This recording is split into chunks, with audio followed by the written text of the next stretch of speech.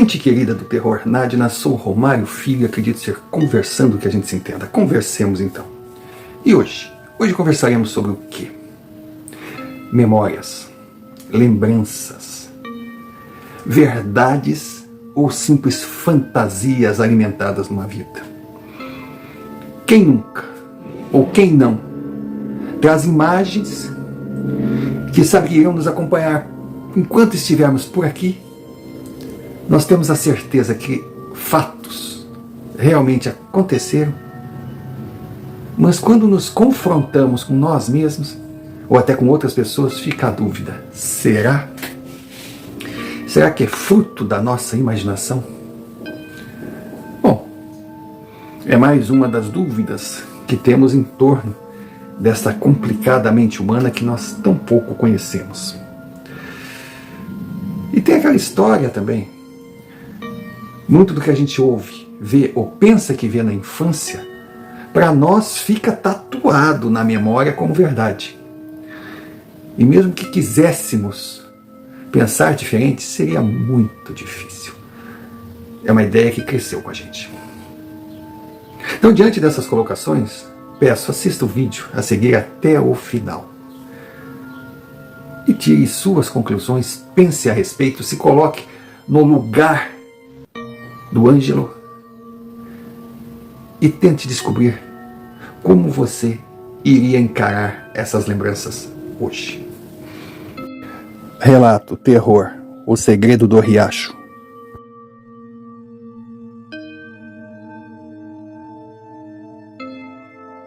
Romário, como vai?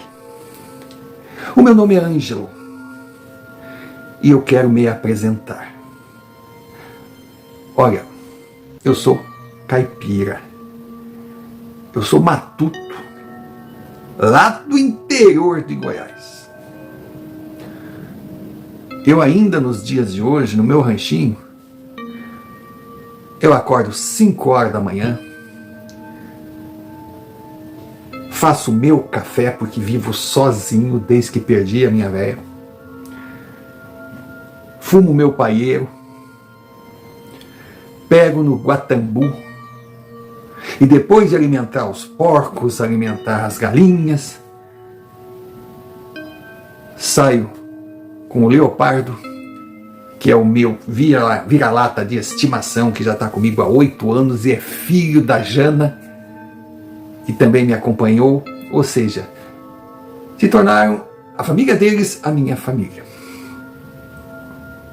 O meu rancho não é de pau a pique, mas durante muito tempo eu morei num rancho simples de chão batido. E eu era muito feliz. Eu sou muito feliz, porque eu sou um peão da terra. E dessa terra eu não saio mais de jeito nenhum. Olha, não quero sair nem do caixão, porque todos sabem que o meu sonho é ser enterrado aqui. Pois aqui eu vivi, aqui eu construí o que eu sou. Que posso não ser muita coisa, mas eu estou satisfeito. Eu tive a graça de 2 filhas maravilhosas. E elas me deram 5 netos que eu amo. Olha, não dá nem... Acho que só quem é vô sabe, né? Estou viúvo há mais de 20 anos. Claro, minhas filhas e meus netos insistem que eu saia daqui. Mas se eu pisar do lado de fora da porteira, acabou a minha vida. Eu tenho todo o conforto que preciso. Agora eu tenho até luz elétrica, o que eu não gosto muito. Porque eu sinto que esses postes vieram com asfalto que passa lá do lado de fora das minhas terras. O progresso está chegando. Já tem barulho demais, que não é mais o grilo. Não é mais o vento batendo nas árvores. É um barulho estranho. Eu sei que o progresso está chegando, tanto que já vieram alguns aqui me oferecer um dinheirão pelas minhas terras, mas eu não vendo. Mas não vendo mesmo. Bom, a minha água é poço artesiano. Eu como o que eu planto, eu como o que eu crio. E do que eu vivo? Eu vivo da minha produção. Porque o pouco que sobra, eu vou para a vila, vendo, eu vendo ovos, eu vendo alface, eu vendo cenoura, eu vou vivendo. Isso dá muito dinheiro? Olha, para mim dá. Mas eu sou um matuto. Eu tenho hoje até um rádio e uma televisão. Eu tenho televisão. Pouco assisto. Primeiro que eu acho que esses programas não dizem nada para mim. Eu gosto de assistir o futebol. Eu gosto de assistir o futebol. Principalmente quando o meu Vila Nova joga. Aí eu fico vidrado na TV. Porque antes eu só escutava no radinho. Internet, mas nem pensar. Só que eu, entre os meus netos, a minha família, que estão sempre aqui me visitando, eles me trazem presentes, eles me trazem essas coisas modernas, eu acho lindo, mas pouco uso. Só tem um neto meu que não vem me visitar, mas eu entendo, ele está lá nos Estados Unidos, está tocando a vida dele, mas os outros estão sempre aqui. Mas mesmo assim a gente não perde contato. O senhor quer saber se eu tenho telefone? Eu tenho um celular. Mas esse celular, eu boto para carregar a bateria, eu sei quando é que está cheio, e ele fica ali, em cima da mesa da sala. Eu só recebo ligação, eu não ligo para ninguém não. Primeiro que não sei mexer, segundo que não ia ter o que dizer.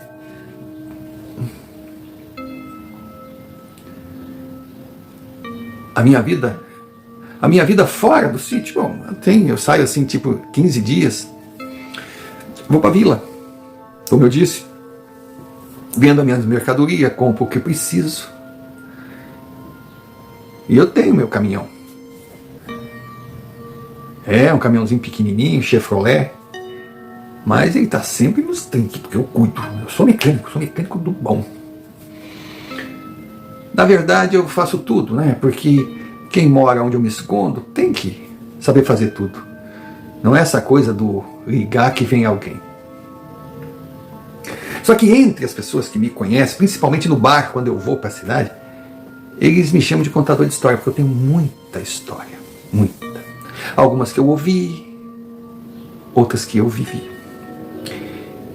E a minha neta, a Silvana, ela está sempre com essas internet, esses computadores, essas coisas. Quando ela vem aqui para casa, ela reclama porque não tem sinal. Eu sei lá, não sou índio para ter sinal, mas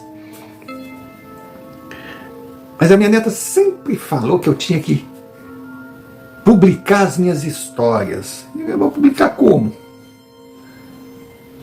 E por quê? E ninguém vai acreditar. Eu gosto de contar para os amigos, assim. Porque essas histórias são importantes para mim. Mas ela tanto falou do seu canal do YouTube, né? É YouTube o nome. Que nós decidimos assim, que eu ia contar a minha história e ela ia escrever e mandar para o senhor.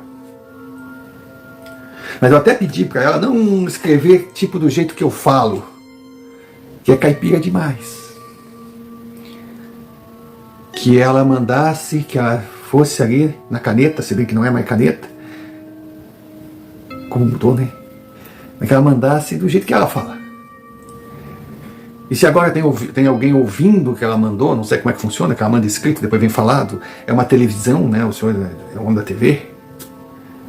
Eu não sei. Mas se alguém está assistindo, eu espero que aprecie minhas histórias. Eu não sei se vão mandar outras, eu não sei como é que vai ser. Eu achei divertido. Eu só contar uma história para minha neta, ela me escutar e depois botar no computador e depois mandar para o senhor, aí o senhor manda para a TV, sei lá como. Mas eu achei divertido. E ela até disse para eu ficar sossegado, porque meu nome não ia aparecer, o lugar onde eu moro não ia aparecer. Eu achei bom, achei muito bom. Não gosto. Eu gosto de ficar quieto no meu canto. E ela escolheu a história que queria que eu contasse. Então acho que eu já enrolei demais. Eu sou assim, eu sou enrolado. Eu acho que todo contador de história prolonga muito, né? Mas essa fala do meu querido pai. Meu amado pai. Meu amado pai que morou aqui nesse ranchinho que eu moro hoje. Morava ele, a minha mãe, o meu irmão João e eu. E também aqui morou o meu avô, o vô Pedro. O vô Pedro, a avó Nina e o meu tio Oscar. Bom, meu pai era muito bom mesmo. Trabalhador. Mas era mais matuto que eu. Ele gostava do canto dele, gostava da vida dele. Ele está sempre inventando uma coisa para arrumar. Sabe, ele gostava de fazer os concertos. Olha, o nosso sítio, sem brincadeira, ele é muito bom. O meu pai tratava muito bem minha mãe, tratava muito bem eu, meu irmão. Mas ele tinha uma coisa esquisita, estranha. Meu pai não bebia. Agora eu não posso dizer que ele não bebia nunca. Porque no dia 12 de abril, eu nunca vou esquecer essa data, 12 de abril, ele bebia. A minha mãe já sabia. Dia 12 de abril, ele se tornava imprestável.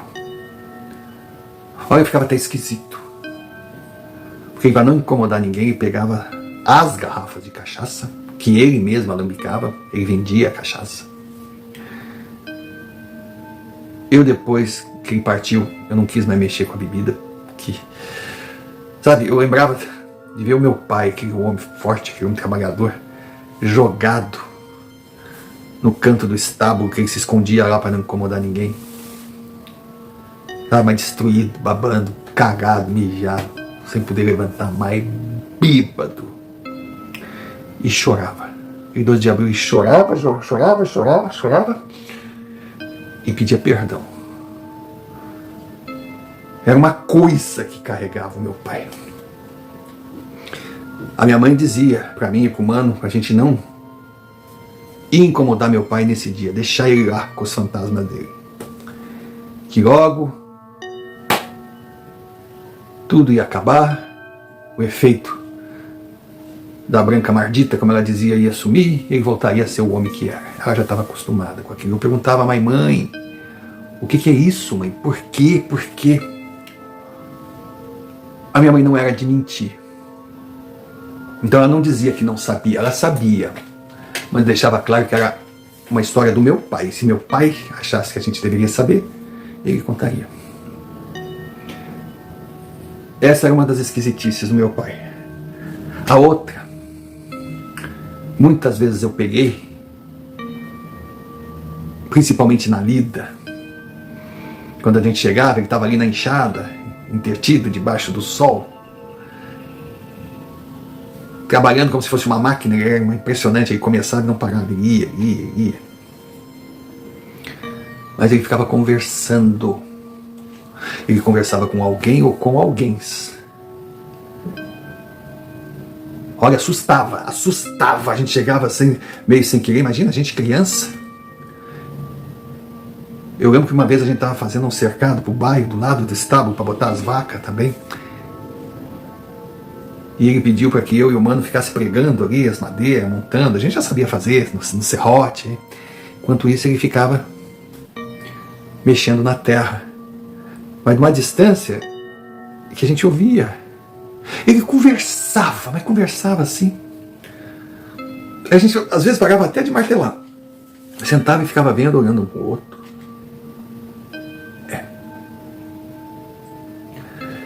E o meu pai tinha outra esquisitice. No sítio tinha um local proibido. Olha, para o senhor ter uma noção, as nossas terras são de 20 alqueires. Para quem não entende, o nosso sítio ele era de 20 alqueires goianos, ou seja, um alqueire 48.400 metros quadrados. Faça uma conta, não é pequeno não. Bem diferente, bem maior, o dobro de quem é acostumado com o alqueire paulista, que é 24.200 metros quadrados. Eu lembro que a primeira vez que eu ouvi essa diferença, eu perguntei por quê. Aí meu pai explicou da forma dele que onde a gente morava tinha mais abundância de terra e a terra não era tão cara. Já lá pelos lados de São Paulo era diferente, mas para mim. Então não era nenhuma fazenda, não era grande, mas também nunca foi pequeno. E eu lembro quando meu pai dizia que não interessa o tamanho da terra, e sim como ela é aproveitada. Que o homem do campo que tivesse vergonha na cara, ele ocupava cada centímetro do seu pedaço de chão. E que isso ele aprendera com o meu avô. E a proibição que eu ia falar é que a gente podia andar por onde quisesse, mas não onde passava o riacho. Então, para o senhor entender, a terra do meu pai, ela tinha muito valor, porque tinha uma nascente. Então, a gente tinha água abundante para os animais, para arar a terra. E a nascente nascia na nossa propriedade e o córrego ia se estendendo. Então era lindo aquilo ali. Lindo. Uma região muito quente, sabe? O cerrado goiano. O cerrado é aquela vegetação rasteirinha, um sol. Mas ali na nascente era diferente. Tinha árvores, que inclusive meu avô plantou aquelas árvores. Dizia que aquilo ali, para ele, seriam as árvores ciliares, né? Tipo cílio que aí segura a terra na barranca do riacho. Então a nascente era linda, aquele lugar era maravilhoso. Olha, de extensão, dava mais de o quê? 2 alqueires. Então, a princípio eu pensava que meu pai e o meu avô, eles batiam contra eles mesmos. Primeiro dizia que o homem do campo tinha que aproveitar cada centímetro da sua terra. Depois deixava aquela terra lá, abandonada, vamos dizer, sem cultivar nada. Depois que eu fui entender a importância daquele alqueire lá, aquela nascente e aquela água.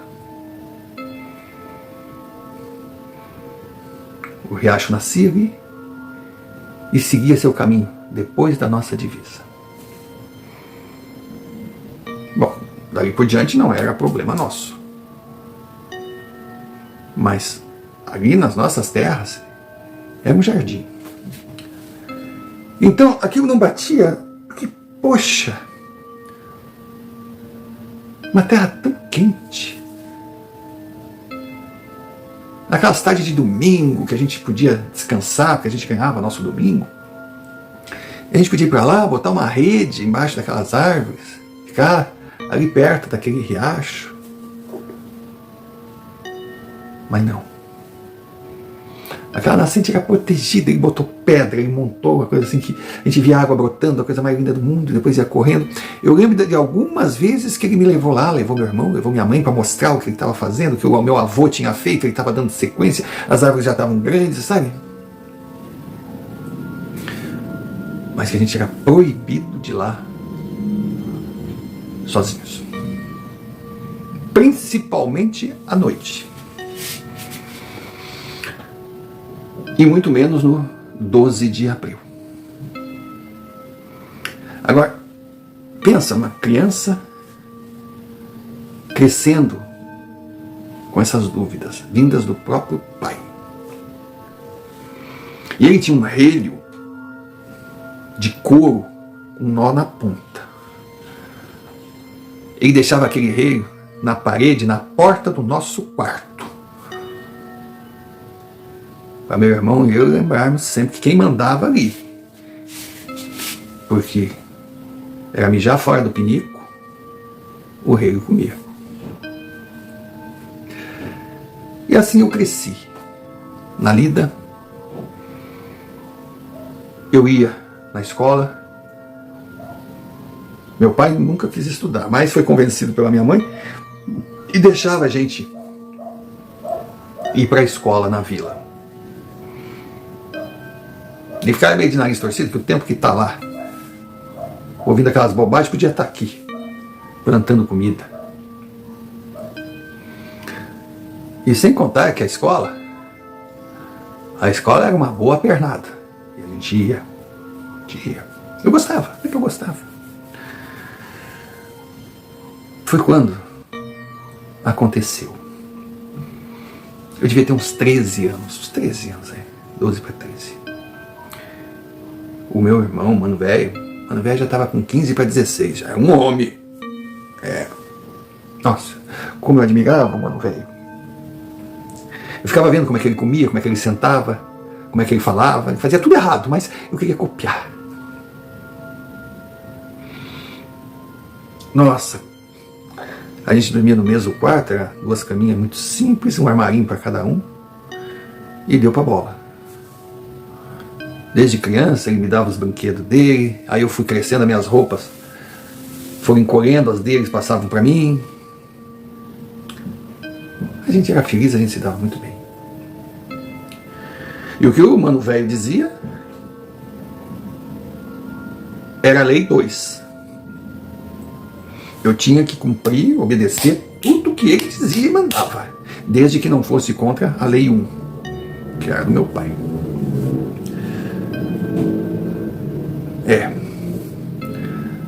Aí chegou aquele fatídico 12 de abril. A gente já ficava triste de saber o que ia acontecer com o nosso pai.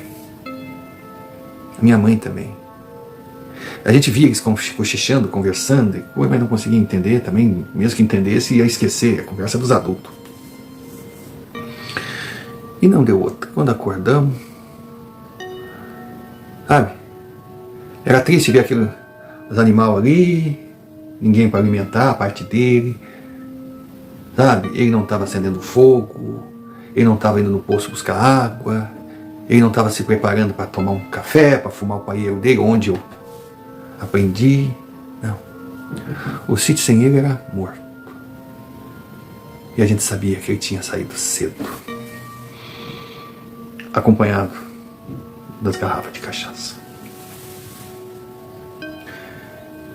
E naquela noite, ele gritava muito. Te lembra? A gente dentro de casa. A mãe ficava nervosa. Mas não tinha ainda a luz elétrica. Então eu ficava no lampião. Aí jantava. Depois ia dormir. E foi o que a minha mãe fez. Antes de ir, ela disse para não incomodar nosso pai. A gente já sabia. Só que quando ela foi, o Mano Velho me chamou. Fomos morar para a varanda, eu disse: o que tu quer, mano? Ele disse: Ângelo, eu tenho certeza que esse sofrimento do pai de 12 de abril tem alguma coisa a ver com o riacho. Eu não entendi nada, mas tá. E daí? Até falei uma bobagem, disse: mas tu acha que ele no dia 12 tem muita sede, não gosta da água do poço, prefere a do riacho, como é muito longe para ir tomar, ele prefere tomar cachaça? O Mano Velho olhava para mim: mas deixa de ser cretino, cara. Eu digo: eu não sei o que tu tá dizendo. Foi quando ele me falou também: não sei, mas eu quero descobrir. Então, eu tô indo agora no riacho. Eu olhei pro Mano e disse: tá louco, rapaz? Amanhã o pai arranca a nossa pele. Aí foi que ele falou, pois eu sei, então por saber, eu estou te dizendo que eu estou indo. Se tu não quiser ir, eu vou aceitar. Mas eu te peço pelo amor de Deus que vá, deita, e amanhã você não acorda, não viu nada, não sabe de nada. É claro que eu não ia deixar o mano velho naquela situação. Eu fiquei ali entre desobedecer meu pai, o relho na parede, me encarando. As minhas costas já ficando riscadas só em pensar. Ficava em carne viva. Ele me pegou 2 vezes, eu não queria lembrar nunca. Mas também deixar o meu irmão, o mano velho, ir sozinho, porque era longe. Eu disse, não, mano, eu vou contigo. Eu vou contigo. Se tem alguma coisa lá, nós vamos descobrir.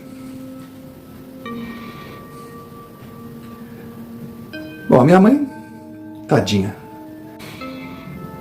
ela trabalhava muito, muito, muito, muito. Então, ela não ia acordar, a não ser na hora que o galo cantasse. Meu pai estava estribuchado. Ele ia voltar só quando o sol aparecesse no horizonte. Nós fomos. Pegamos o gateado, encilhamos, botamos na carroça, um bom lampião. Falamos pro Leopardo para ficar em casa, cuidando da casa. Ele não gostou muito, mas ele obedecia, pelo menos alguém tinha que obedecer, né? E seguimos a trilha. Andando devagar, quietos. Porque, de alguma forma, a gente sentia medo daquilo ali, né? Sentia medo. O que nós vamos encontrar lá? Meu irmão falava até de lobisomem. Eu digo, pô, se tem lobisomem, por que meu pai bebe por causa do lobisomem? Ele devia muito pelo contrário, ele devia ficar em pé para cuidar do que é dele. E por que a gente não podia ir lá? Principalmente à noite. E por que no dia 12? Será que a lobisomem só aparece no dia 12? Não batia. Mas a cada dúvida na minha cabeça, aquele silêncio. Aquela noite até fria para a região, devia estar uns 28, 27 graus. A gente ia. Seu Romário, chegando, mais ou menos assim, uns 500 metros, a gente já estava chegando assim, já estava sentindo uma brisa melhor, já estava vendo as árvores, vendo, sabe? Já tinha uns mosquitinhos para encher o saco também.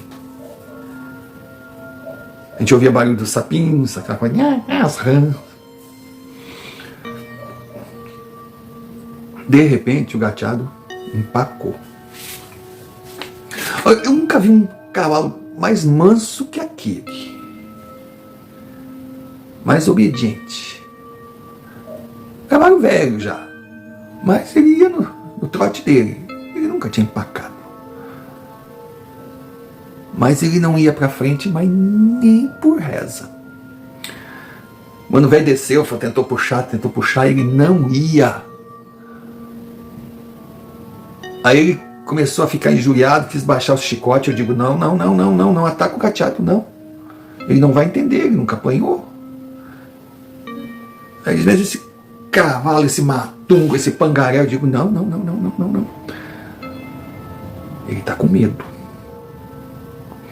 E nós estamos aqui porque escolhemos tá, ele não. Aí o mano parou, olhou pra mim assim, medo. Quer dizer que o orelhudo tá com medo do lugar que nós estamos indo? Eu disse, se eu tô, se tu também tá, não diz que não tá, por que o pobre animal não pode estar? Aí o mano voltou a ser o mano que ele adorava, aquele gateado, ele foi assim na cabeça do bicho, abraçou, assim, deu um beijo. Foi na carroça, pegou, sei lá o que ele pegou, se foi uma cenoura, o que deu pro bicho comer. Aí nós deixamos ele ali,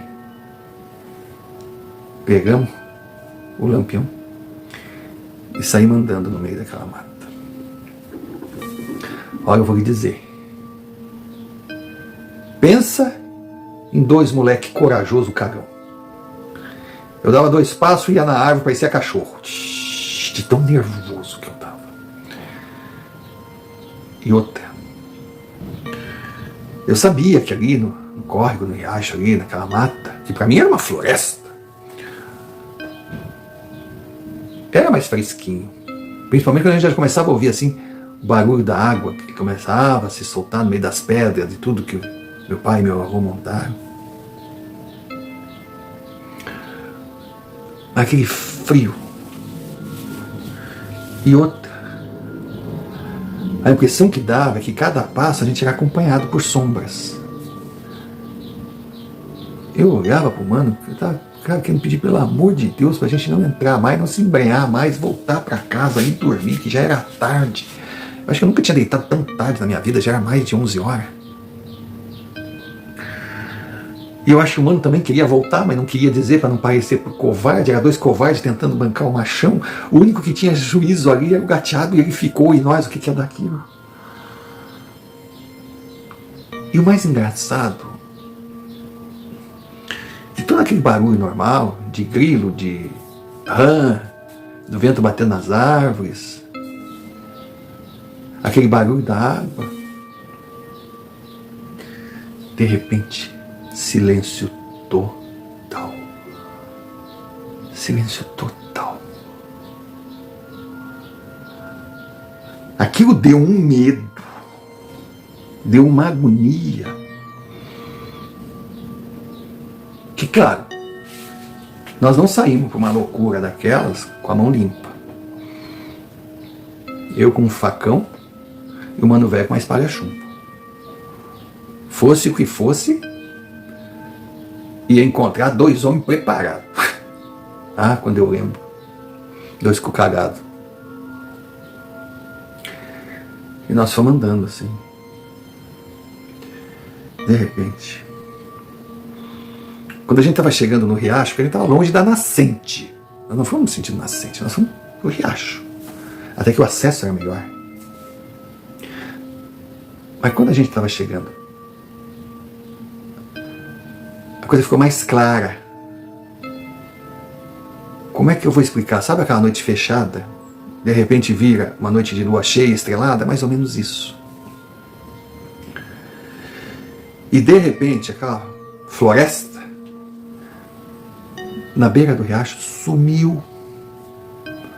Tanto na margem de cá, como na margem de lá. E tinha uma cerca. Atravessando o riacho, andava alguns metros de uma cerca.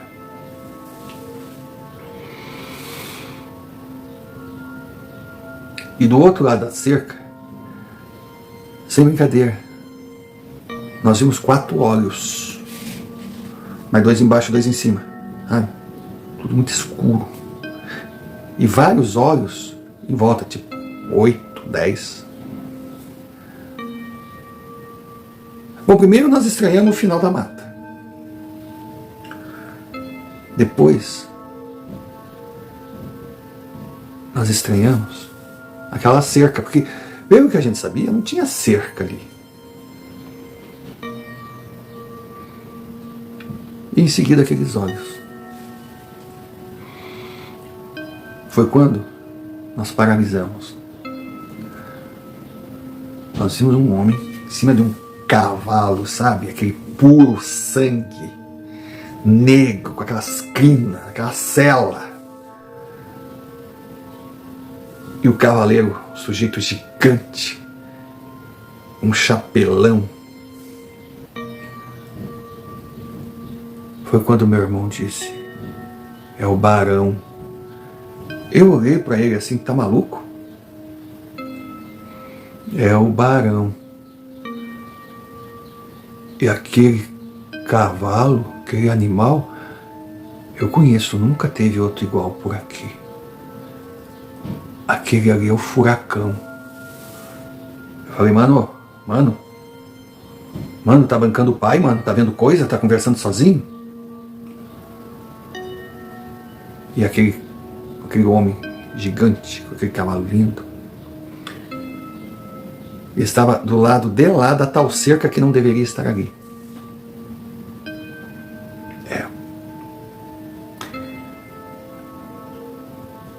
Quando nós olhamos assim mais para a direita, abaixo, nós vimos 2 homens. A gente não conseguia identificar, mas parecia conhecido.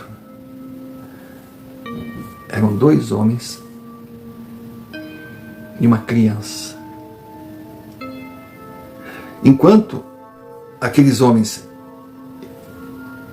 iam reforçando a cerca na calada, aquela criança estava sentada assim na beira do barranco do rio, mas segurava uma arminha de madeira, de brinquedo, tipo vigiando. Aí eu olhei, mano, tu tá vendo aquilo? Ele tô. Nisso, aquele homem, sendo aquele animal, chegou, mas chegou gritando. Olha, parecia o que vocês falam assim, teatro, né? Minha neta fala muito, parecia uma peça teatral, parecia um filme ou um circo, mas parecia que ele estava vendo aquela cena. E aquele homem não chegou sozinho, ele chegou acompanhado de outros que estavam a pé em volta dele. Ali, aqueles olhos de repente se tornaram, formaram aquela imagem, nós vendo aquilo. E quando aquele homem chegou, ele chegou gritando. Ele gritava e um dos que estavam ali formando a cerca gritava mais ainda, a gente só ouvia. Eu avisei vocês. Eu tento avisar na paz, eu quero ter boa vizinhança. Mas vocês parecem que não entendem, aqui não pode ter cerca. Água é de Deus, água é de todos. Aí de repente um daqueles homens no chão falou: essa terra é minha. E eu, na minha terra, eu coloco cerca. Essa água pertence à minha terra. Meu irmão olhou para mim. A imagem estava clara. Aquele homem montado naquele alazão puro sangue era sim o Barão. O Barão, nós crescemos ouvindo histórias dele, que ele era um grande fazendeiro na região,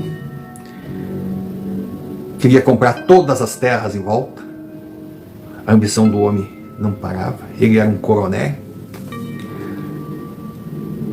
E meu bisavô nunca quis vender, se negou a vender. Sempre teve conflito. E o Barão, de alguma forma, vendo que não conseguiria comprar a terra, que para ele 20 alqueires não era nada,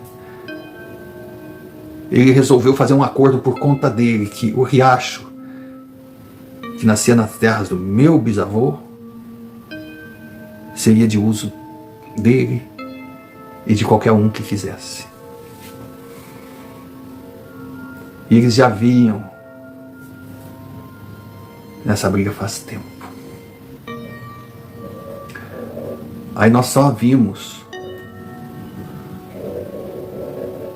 quando aquele homem deu a ordem, os seus capangas começaram a derrubar a cerca. Quando foram derrubar,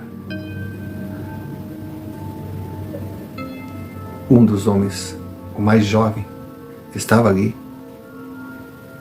mirou e disse: parem, e apontou. Só quando viram que seriam alvejados, os homens do Barão, não sei se por ordem dele ou por instinto de defesa, abriram fogo. Os 2 homens não tiveram nenhuma chance e ficaram ali jogados. Agora o mais impressionante veio depois.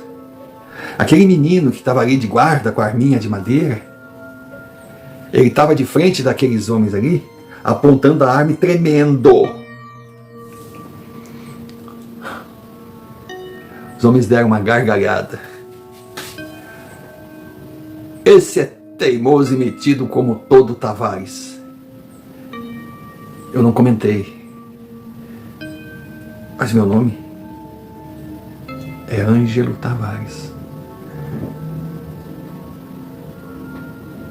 E aquela cena acabou em gargalhada. Aquele menino assim, os homens derrubaram a cerca. Aí um falou assim pro barão, montando os cadáveres: não vai nos dar problema?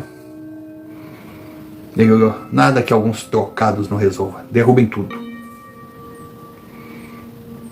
Derrubaram aquela cerca. E aquele menino ficou sentadinho ali, segurando a arminha, olhando para os dois deitados, mortos.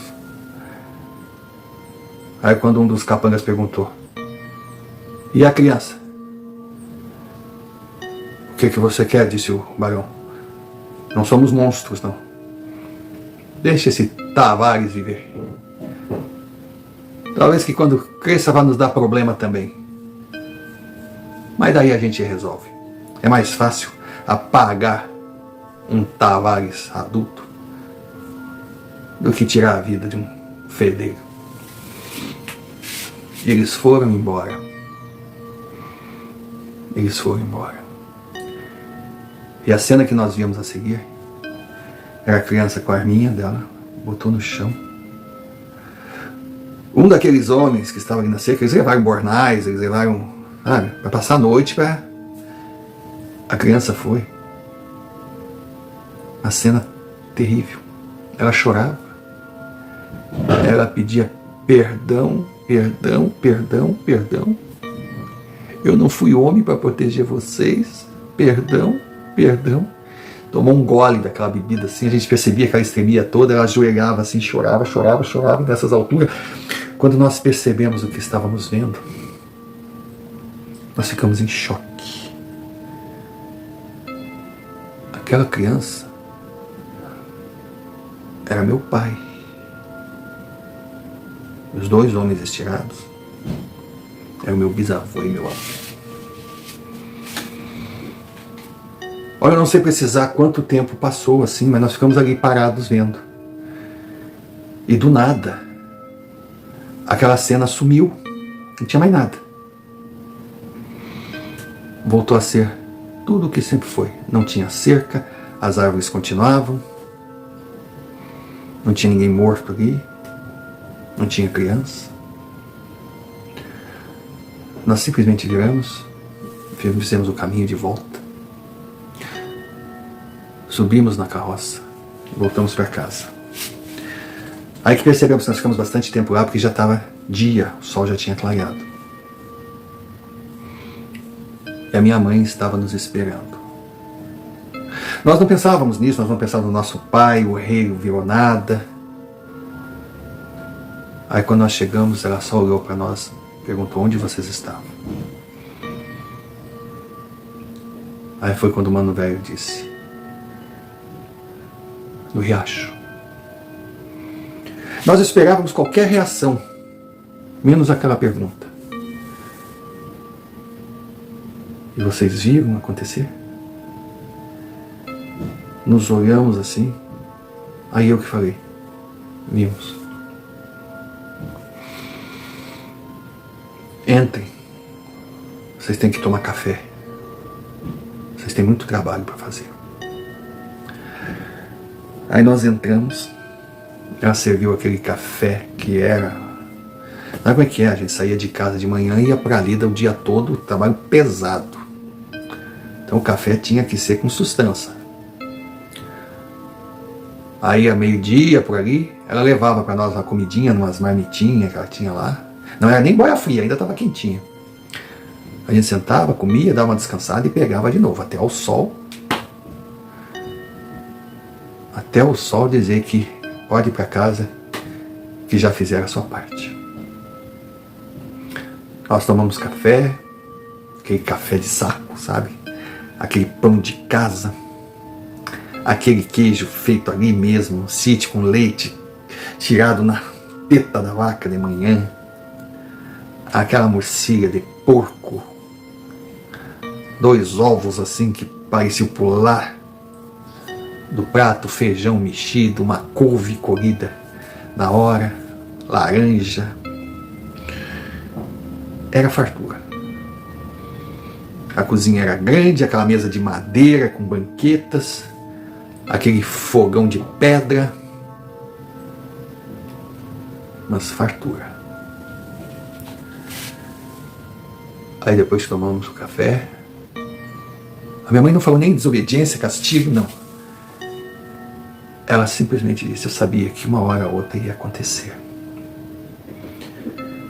Eu só tenho um pedido para fazer para vocês. Vocês hoje sabem o significado de ser um Tavares e da importância dessa terra para nós, principalmente para o pai de vocês. Quando ele me contou, antes da gente casar, eu não acreditei. E ele me levou lá no dia 12 de abril. Eu achava que era coisa da cabeça dele, que ele não conseguia esquecer. Mas eu fiquei surpresa ao perceber que todo dia 12 de abril aquela cena se repete. Apesar do barão já ter ido dessa para o inferno há muito tempo, que aqueles capangas todos sumiram, apesar do estrago feito, ninguém mais veio bulir na água do riacho. O pai de vocês e a avó de vocês continuou tocando o sítio, o tio de vocês ajudou muito, o pai de vocês cresceu, ama essa terra, jamais vai sair daqui, mas vai carregar esse karma, essa vergonha de ter se acovardado e não ter atirado, não ter defendido seu pai e o seu avô. Foi quando o mano velho disse: mas mãe, ele era uma criança, ele tinha o quê? 4, 5 anos, aquela arminha era de brinquedo. Aí a minha mãe disse: lembra? Aquela vez que você subiu no telhado, um pano vermelho amarrado no pescoço, dizendo que era sua capa e que ia sair voando e ia até a capital? Aí o mano velho disse: claro, eu quebrei o braço quando caí, como eu vou esquecer? Pois é, meus filhos. Seu pai era uma criança. A arminha era de brinquedo. Mas na cabeça infantil dele, ele era um homem armado que estava ali para defender os homens da sua família. E ele fracassou. E quem convence uma criança que aquele mundo dele não é verdadeiro e que a sua arma é um brinquedo e que ele não passa de um fedelho? Então eu só peço para vocês: ignorem. Esquecer o que viram vocês não vão nunca. Mas respeitem os fantasmas do seu pai. Não pisem mais lá, principalmente durante a noite. E vamos seguir nossa vida. Que o importante é que essas terras continuem produzindo, porque aqui é a nossa casa. Aqui é a nossa casa, disse a minha mãe. Minha mãe que partiu, meu pai que também foi embora. Aqui é a casa que eu construí a minha família, que eu criei meus filhos. Aqui é a casa que o meu irmão morou até o dia que chegou para mim, me pediu desculpas, mas disse que ia seguir para a capital, que depois da morte da minha mãe ele não conseguia mais viver com aqueles fantasmas. E eu entendi. Entendi, apoiei, disse para ele que bastava um Tavares para cuidar do que era nosso. E que eu ficaria aqui, com a minha arminha de brinquedo, dando sequência ao que nosso pai, nosso avô, nosso bisavô deram a vida para construir.